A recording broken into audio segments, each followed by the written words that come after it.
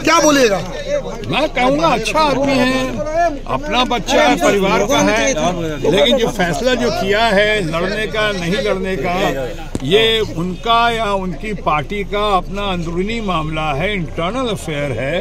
इस पे मैं कोई कमेंट करने वाला, दखल अंदाजी देने वाला कौन होता हूँ? इस बार के चुनाव में क्या मुद्दा लेके आ रहे हैं आप? वो तो आप जब सामने आएंगे देख लेंगे। हर बार हम लोग सबको ही उनकी तरह नहीं है, माननीय प्रधानमंत्री जी की तरह कि वो मरीज देखकर पुड़िया बदलते हैं। हम तो वो बातें रखते हैं जो जनता जनार्दन के सामने आ चुकी है और जिससे जनता जनार्दन আমি শুনেছি উনি টুইট করেছেন। ভালো লোক, আমি এখনই বললাম ও ওনাদের নিজের অ্যাফেয়ার, ওর পার্টি ডিসাইড করবে, উনি ডিসাইড করবেন। আমি কেন কমেন্ট করবো?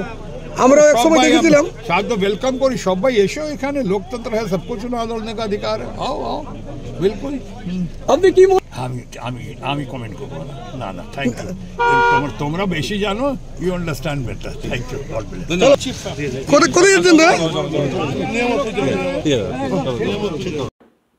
দেখা যাচ্ছে যে পবন সিং এই আসানসোল থেকে উইথড্র করলেন, কেন, কি মনে করছেন?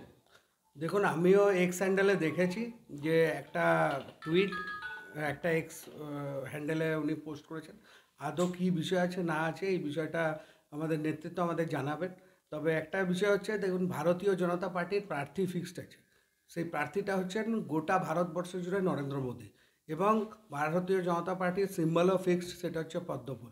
আমরা পদ্মফুলকে জেতানোর জন্যে, নরেন্দ্র মোদীর হাত শক্ত করার জন্যে, মোদীজিকে তৃতীয়বার আসানসোল থেকে সাংসদ পাঠাবার জন্যে আমরা তৈরি আছি।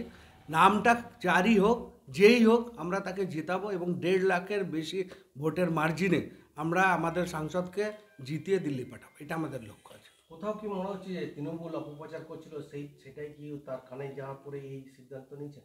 সেটা মানে সেই ব্যাপারটা, ওনার বিষয়ের ব্যাপারটা তো আমি বলতে পারবো না, কিন্তু অপপ্রচার তো চলবে, অপপ্রচার তো করবে। কারণ কি, তৃণমূল দলটা তো নিজেরাই কোথা থেকে উঠে এসছে একবার চিন্তা করে দেখুন। যাদের নেতারা আজকে শিক্ষামন্ত্রী, যার জেলে, যার জেলা সভাপতি তিহারে, আজকে শিক্ষামন্ত্রীর যে বিবাহ বহির্ভূত সম্পর্ক এবং তার বান্ধবীর যা বক্তব্য, তার বান্ধবীকে সার্চ করে যেসব যন্ত্রপাতি পাওয়া গেছে, অর্থাৎ তাতে প্রমাণ হয়ে যায় যে তৃণমূল দলটা তো এইভাবে অপপ্রচার চালাবে। এটা নিয়ে বলার কিছু না।